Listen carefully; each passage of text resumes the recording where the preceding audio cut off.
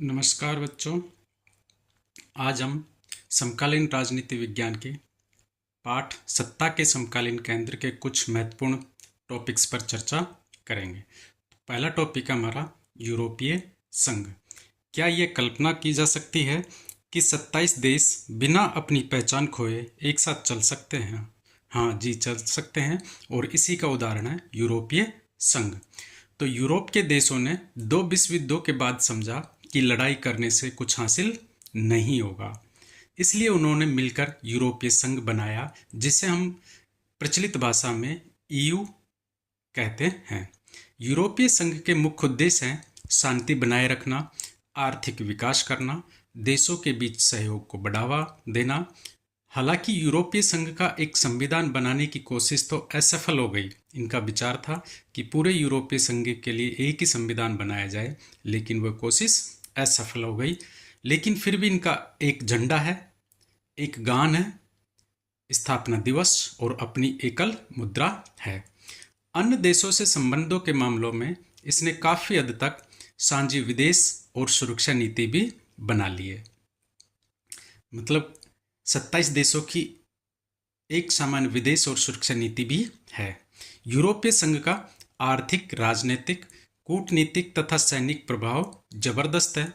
यूरोपीय संघ को सबसे सफल क्षेत्रीय संगठन माना जाता है। दुनिया में सबसे सफलता मिली है क्षेत्रीय संगठनों को, तो वह है यूरोपीय संघ, जिसके कारण है ईयू ने एक कॉमन मार्केट बनाया। कि सबसे सफल क्यों रहा है, इसका कारण है कि इन्होंने एक कॉमन मार्केट बनाया, जिसे हम हिंदी में साझा बाजार भी कह सकते हैं। और इस कॉमन मार्केट में सभी देशों के बीच मुक्त व्यापार, वस्तु, सेवाओं, पूंजी और श्रम का मुक्त आदान प्रदान को बढ़ावा देता है, जिसके कारण इसकी आर्थिक वृद्धि तेज हुई है। यूरोपीय संसद और यूरोपीय आयोग ने राजनीतिक स्थिरता प्रदान करने का भी काम किया है। तो यूरोपीय संघ है, इसके दो महत्वपूर्ण संगठन हैं, एक है यूरोपीय संसद और दूसरा है यूरोपीय आयोग। हम सामान्य भाषा में जो हमारी संसद के काम है, कानूनों को पास करना, बजट पास करना, ऐसे यूरोपीय संसद यूरोपीय जो देश है, 27 देश इसके सदस्य, उनके लिए कार्य करती है। और यूरोपीय आयोग, जैसे हमारे यहाँ कार्यपालिका है, प्रधानमंत्री, राष्ट्रपति है, ऐसे ही यूरोपीय आयोग काम करता है कि यूरोपीय संसद ने जो कानून बनाए उन्हें लागू करना, उनकी देखरेख करना कि कौन देश उसको पालन कर रहा है, कौन नहीं कर रहा है। तो इन दोनों अंगों ने यूरोपीय संघ को राजनीतिक स्थिरता प्रदान की है। हमारा अगला टॉपिक है आसियान। क्या आप जानते हैं कि एशिया के 10 देश मिलकर दुनिया की सबसे तेजी से बढ़ती अर्थव्यवस्था कैसे बन रहे हैं? हाँ जी, ये देश मिलकर दुनिया की सबसे तेज गति से बढ़ती हुई अर्थव्यवस्था बन रहे हैं। तो देखते हैं क्या कारण है इसका। 1967 में बैंकॉक घोषणा पत्र पर हस्ताक्षर करके इंडोनेशिया, मलेशिया, फिलीपींस, सिंगापुर और थाईलैंड ने मिलकर आसियान की स्थापना की। अर्थात जब स्थापना हुई उस समय 5 देश थे इसके सदस्य, और वर्तमान में इसके सदस्य देशों की संख्या 10 है। आसियान का मुख्य उद्देश्य मुख्य रूप से आर्थिक विकास को तेज करना और उसके माध्यम से सामाजिक और सांस्कृतिक विकास हासिल करना था। कानून के शासन और संयुक्त राष्ट्र के कायदों पर आधारित क्षेत्रीय शांति और स्थायित्व को बढ़ावा देना भी इसका उद्देश्य था। कि क्षेत्र में शांति और स्थायित्व बढ़ना चाहिए, लेकिन कैसे? कानून के शासन के माध्यम से और संयुक्त राष्ट्र के जो नियम है उनका पालन करते हुए। आसियान देशों ने अनौपचारिक, टकराव रहित और सहयोगात्मक मेल मिलाप का नया उदाहरण पेश किया है, जिसे आसियान शैली या आसियान वे कहा जाता है।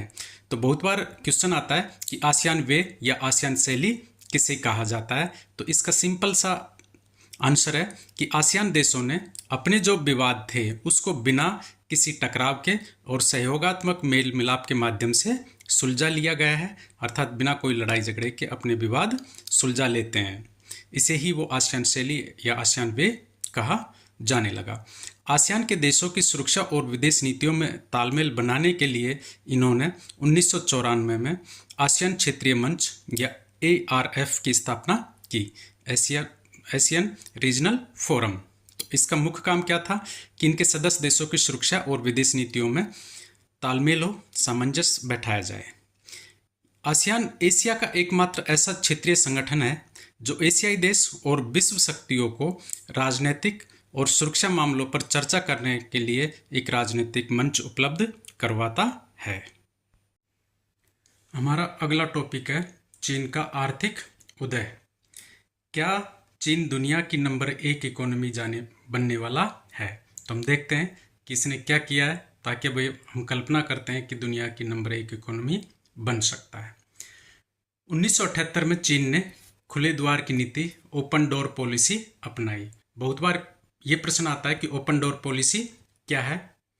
तो इस नीति के माध्यम से चीन ने विदेशी पूंजी और प्रौद्योगिकी के निवेश से उच्चतर उत्पादकता को बढ़ावा दिया या प्राप्त किया। अर्थात इस नीति के माध्यम से चीन ने अपने यहाँ पर विदेशी पूंजी और टेक्नोलॉजी को आमंत्रित किया ताकि चीन का उत्पादन बढ़ सके।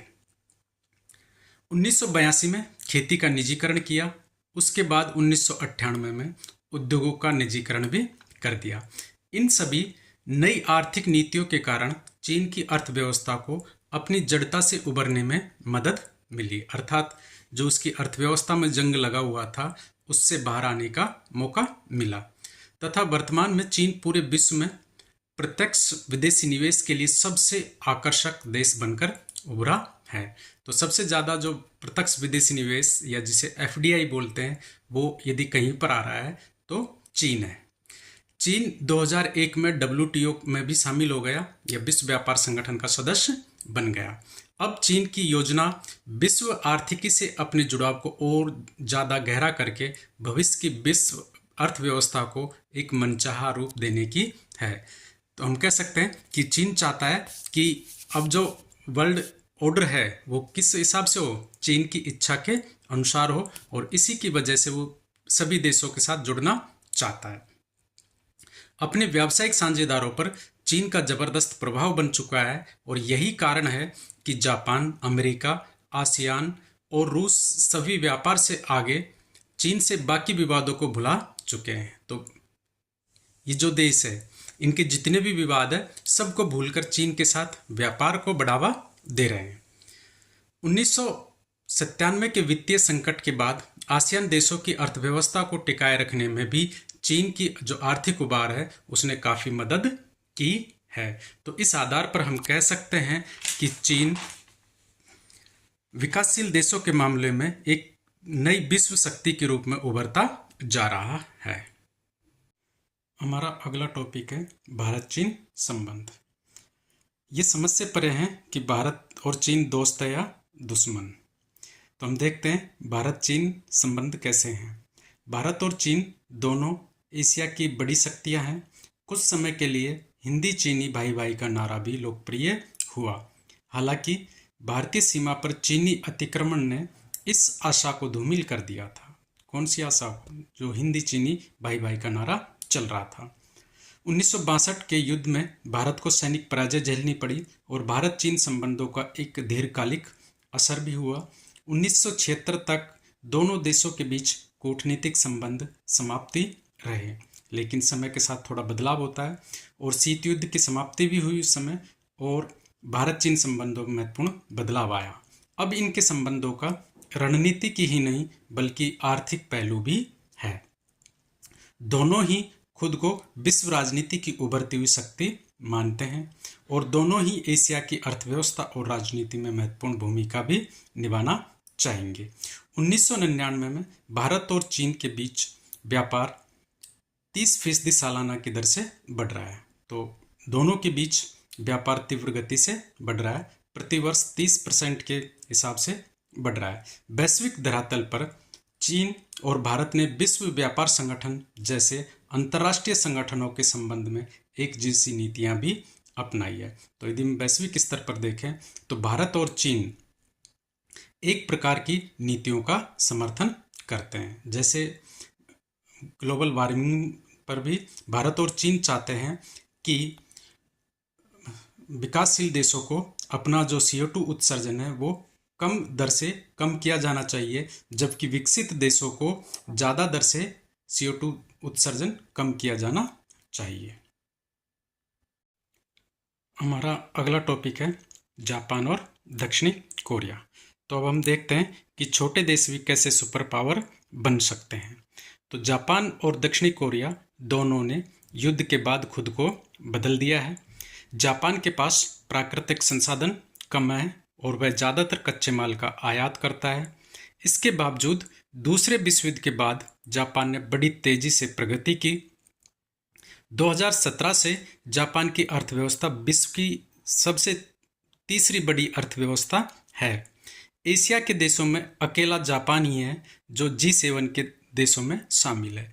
G7 बोले तो ग्रुप 7, जो विश्व के सबसे बड़ी अर्थव्यवस्थाएं हैं, उनमें एशिया का एकमात्र देश है जापान।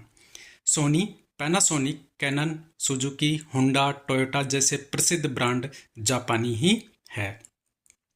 दक्षिणी कोरिया भी एशिया में सत्ता के केंद्र के रूप में उभरा है।